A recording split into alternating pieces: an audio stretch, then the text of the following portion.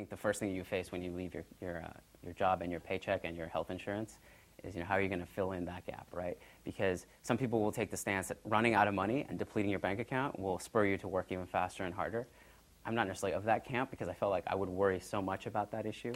It would outweigh any benefit I got from driving myself harder. So I actually was lucky enough to be offered a consulting position at my old company. And I can never be thankful enough for what that was. I would just go in once or twice a week and help them out with some of their marketing initiatives. It paid some of my bills and gave me some peace of mind in that sense, but also it's a trade-off, and I'd love to talk about this perhaps in the Q&A session. It's a huge trade-off because psychologically you're still now splitting your mind across two different things. I don't think any of us cut corners in this room. So you have to face that demon. In my case, I'm really happy with the way it worked out. So once you do that, I just had enough runway to start working on this. And I worked on it by myself, literally in a room with a laptop, a $400 laptop that I still have, for 2 years. I just plugged away, coded, made sure it worked.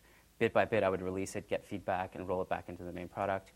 And I pushed this all the way to about October of 2006. And sometimes fortune strikes you. I was at a party that happened to have a reporter from CNET there, and I mentioned what I was doing vaguely.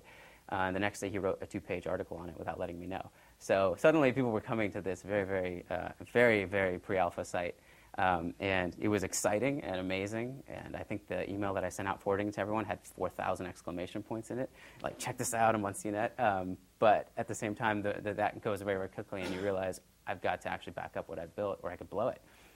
So at that point, I decided to double my team and bring on one other person, who is Neil Schath, who's a great engineer from Stanford.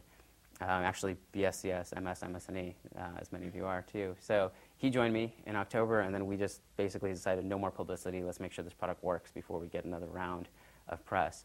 And then we pushed as far as we could without payment until April of this year, actually. And at that point, we decided to raise a small angel round.